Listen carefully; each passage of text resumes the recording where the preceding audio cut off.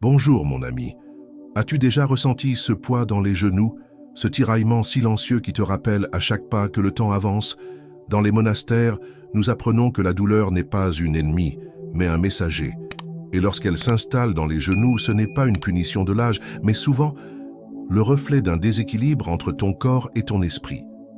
Aujourd'hui, je vais te révéler les rituels secrets que les moines utilisent depuis des siècles pour garder des genoux souples, stables et sans douleur, même après 80 ans. Des élixirs simples, des postures oubliées, des aliments sacrés. Tout cela t'attend si tu restes avec moi jusqu'à la fin de cette vidéo. Mais avant de commencer, je t'invite à écrire en commentaire une phrase d'intention ou de gratitude, comme un vœu que tu offres à l'univers. Par exemple, je choisis la fluidité et la légèreté dans chaque pas, où mes genoux me portent avec paix et vitalité. Cela ouvrira une belle énergie de guérison, et qui sait, peut-être inspirera un autre cœur à faire de même. Alors, installe-toi confortablement, respire profondément, et entrons ensemble dans la sagesse bouddhiste de la santé. Les douleurs articulaires ne crient pas toujours. Parfois, elles murmurent. Un petit craquement ici, une raideur le matin, une fatigue après une courte marche. Et nous, dans le tumulte du quotidien, nous ignorons ces appels discrets, jusqu'au jour où le genou ne plie plus, où la montée d'escalier devient une épreuve. Dans les monastères, nous apprenons que chaque douleur est une voix du corps, un message sacré. Les genoux en particulier portent bien plus que notre poids. Ils supportent nos décisions non prises, nos regrets accumulés, nos émotions retenues. En médecine bouddhiste, on dit que les genoux sont les charnières du destin. Quand ils souffrent, c'est souvent parce qu'une partie de notre vie ne bouge plus. C'est pourquoi le premier secret n'est pas une plante, ni une potion, c'est l'écoute. Chaque matin, nous restons en silence quelques minutes, simplement assis. Nous envoyons notre attention vers les genoux, sans jugement, sans chercher à corriger, juste à ressentir. Ce petit acte répété jour après jour change tout. Il crée un lien de confiance entre l'esprit et le corps, et c'est ce lien qui ouvre la porte à la guérison. Alors je t'invite, dès demain matin, à essayer. Assieds-toi, respire, et demande doucement « Que veux-tu me dire, genou ?» Tu pourrais être surpris de la réponse. Avant que le soleil n'éclaire les montagnes, le monastère s'éveille dans le silence. Et la première chose que nous buvons n'est ni café, ni thé noir. C'est un élixir chaud, transmis de génération en génération, préparé avec soin et récité comme un rituel. Il est simple, gingembre frais râpé, une pincée de curcuma sacrée, quelques feuilles de bambou séchées. On laisse infuser dans de l'eau chaude pendant 10 minutes. On ne le boit pas pour le goût, même s'il est apaisant. On le boit pour ce qu'il fait circuler en nous. Le gingembre réveille la circulation, réchauffe les articulations comme un feu doux dans une pièce froide. Le curcuma, puissant anti-inflammatoire naturel, calme les douleurs invisibles qui rongent les genoux. Et les feuilles de bambou, riches en silice, nourrissent la souplesse des os et des ligaments. Mais le véritable secret, ce n'est pas la recette, c'est l'intention. Avant de boire, nous posons nos 2 mains autour de la tasse chaude.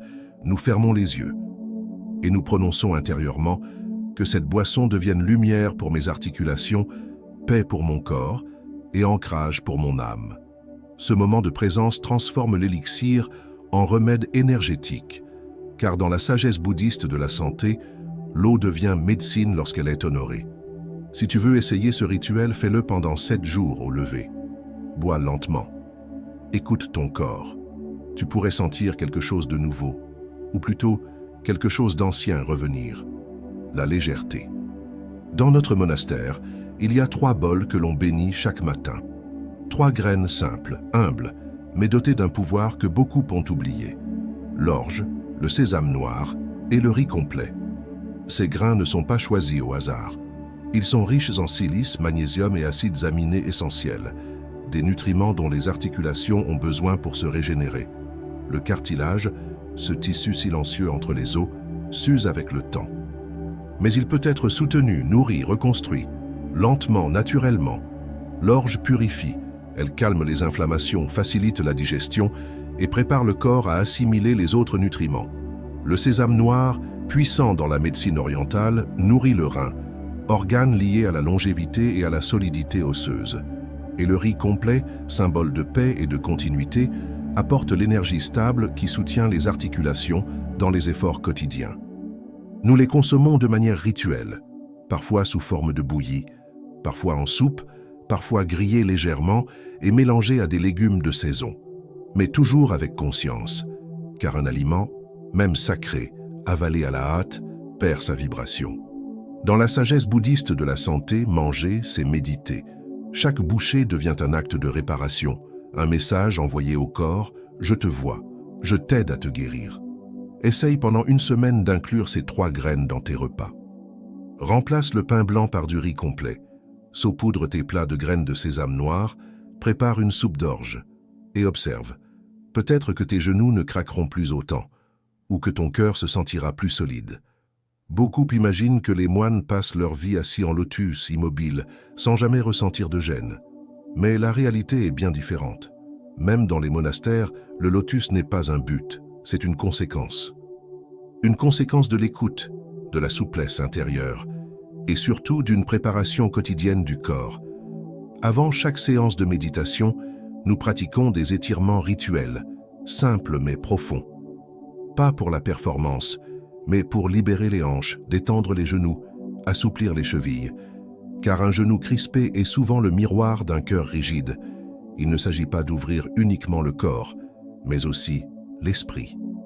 Pour ceux qui ne peuvent s'asseoir en lotus, et ils sont nombreux même parmi nous, nous avons une alternative sacrée, la posture du demi-lotus soutenu ou celle du diamant, seiza, assis sur un petit coussin. Ce qui compte n'est pas la forme, mais l'alignement de la colonne, la stabilité du souffle et la paix intérieure. Un exercice que j'enseigne souvent aux anciens. Assis sur une chaise, pose le pied droit sur le genou gauche. Respire profondément. Penche-toi doucement vers l'avant jusqu'à sentir l'ouverture dans la hanche et le genou. Tiens 30 secondes, puis change de côté. C'est discret, accessible, mais puissant. Souviens-toi, le corps n'est pas un obstacle à la méditation, il est son premier temple. Et un temple, ça s'entretient avec amour et patience. Dans les monastères bouddhistes, on nous enseigne que le souffle est un pont sacré entre le corps et l'esprit. Quand une articulation souffre, c'est souvent qu'elle manque de présence, de circulation et de douceur. C'est là que la respiration entre comme un baume invisible, mais profond. Nous utilisons une pratique appelée respiration dirigée, que j'ai apprise de mon maître tibétain. Elle consiste à inspirer lentement par le nez, en imaginant que l'air descend jusque dans le genou douloureux. Puis, à l'expiration, visualisez une lumière dorée qui dissout la douleur, relâche la tension et emporte avec elle les mémoires du passé logées dans le corps.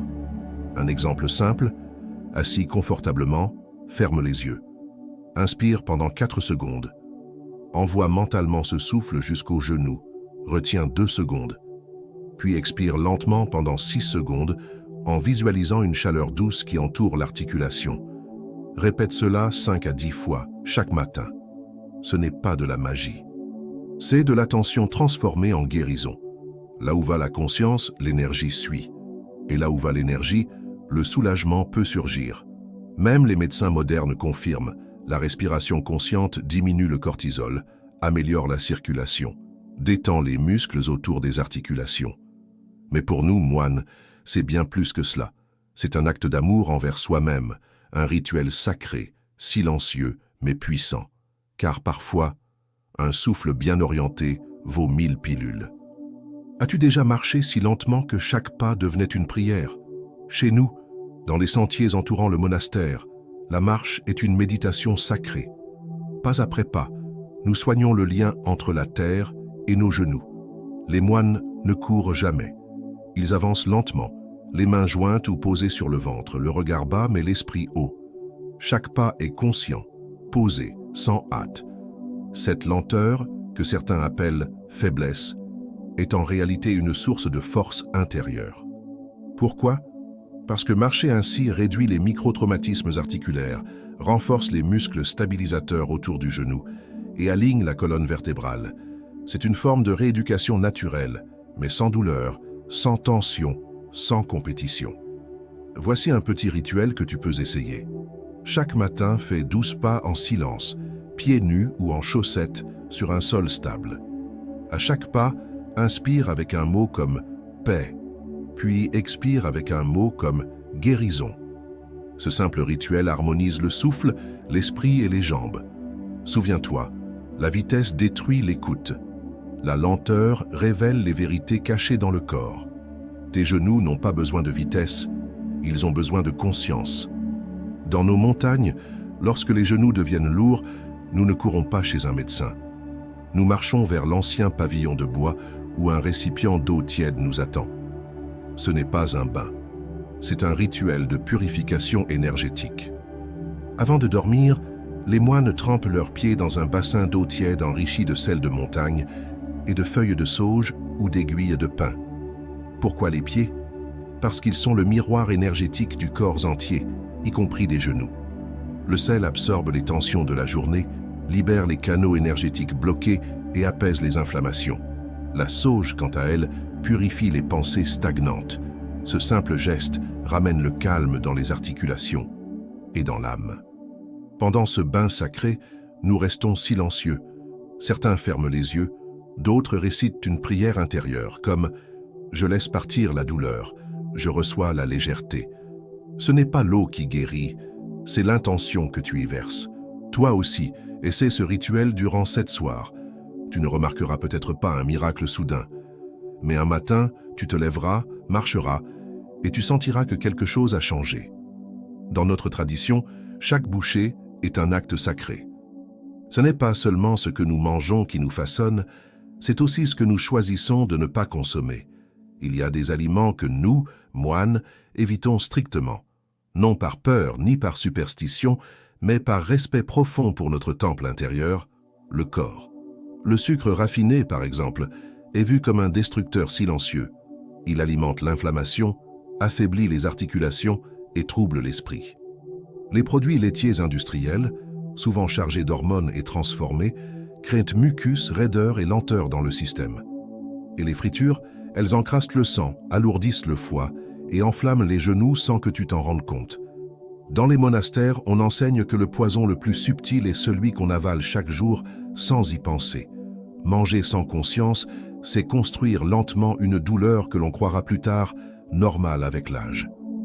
Alors nous choisissons des aliments vivants, enracinés, vibrants, des bouillons clairs, des graines entières, des légumes racines. Ce n'est pas un régime, c'est un engagement envers la vitalité spirituelle. Souviens-toi, éliminer le poison, c'est déjà commencer la guérison. Et parfois, ne pas manger une chose est le plus grand cadeau que tu puisses offrir à tes genoux. Voilà, mon ami. Ce que je t'ai partagé aujourd'hui n'est pas un miracle, mais un retour à la simplicité. Ce sont des gestes ancestraux, des rituels sacrés pour la santé, nés de l'observation du corps et du respect de la nature.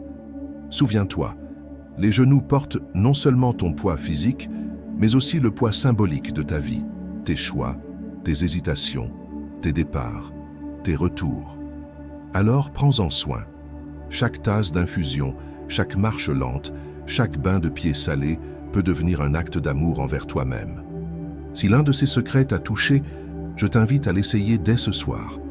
Et surtout, à écrire en commentaire une phrase de bénédiction ou de guérison que tu offres à tes genoux et à ton chemin. Cela renforcera ton engagement et inspirera d'autres voyageurs du cœur à faire ce pas vers la paix. Et si tu veux continuer à recevoir chaque semaine des perles de sagesse bouddhiste, n'oublie pas de t'abonner et d'activer la cloche. À bientôt, marcheur silencieux.